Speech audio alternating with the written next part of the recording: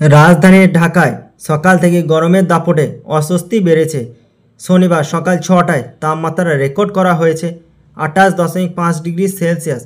সঙ্গে বাতাসের আর্দ্রতা ছিল 88%।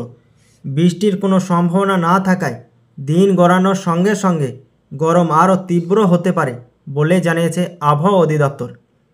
অধিদপ্তরের ঝড় সতর্কীকরণ কেন্দ্র থেকে প্রকাশিত সকাল 7টা থেকে পরবর্তী 6 ঘন্টার জন্য ঢাকা ও পার্শ্ববর্তী এলাকার জন্য আবহাওয়ার পূর্বাভাসে আরও জানানো হয়েছে, আজ দিনের আবহাওয়া প্রধানত শুষ্ক থাকতে পারে।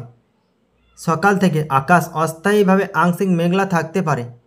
এ সময় দক্ষিণ ও দক্ষিণ পূর্ব দিক থেকে ঘন্টায় 8 থেকে 12 কিলোমিটার বেগে বাতাস প্রবাহিত হতে পারে। তবে আজও দিনের তাপমাত্রা সাধারণত অপরিবর্তিত থাকতে পারে। তথ্য অনুযায়ী আজ সকাল 6টায় ঢাকার তাপমাত্রা রেকর্ড করা হয়েছে 28.5 ডিগ্রি সেলসিয়াস এবং বাতাসের আর্দ্রতার পরিমাণ ছিল 88%।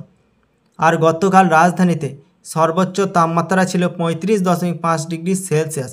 আর আজকে সর্বনিম্ন তাপমাত্রা রেকর্ড করা হয়েছে 28.2 ডিগ্রি সেলসিয়াস। এছাড়া গত 24 ঘন্টায় ঢাকায় কোনো বৃষ্টিপাত রেকর্ড হয়নি। অন্যদিকে দেশ জুড়ে মৌসুমি বায়ুর প্রভাবে বৃষ্টির প্রবণতা তৈরি হয়েছে। আবহাওয়া অধিদপ্তর জানিয়েছে, পূর্ব মধ্যপ্রদেশ ও তৎসংলগ্ন এলাকায় অবস্থানরত লঘুচাপটি বর্তমানে সুস্পষ্ট লঘুচাপে পরিণত হয়ে মধ্যপ্রদেশে অবস্থান করছে। এর প্রভাবে রাজস্থান, উত্তরপ্রদেশ, বিহার হয়ে বাংলাদেশের দক্ষিণাঞ্চল পর্যন্ত মৌসুমি বায়ুর অক্ষ বিস্তৃত রয়েছে।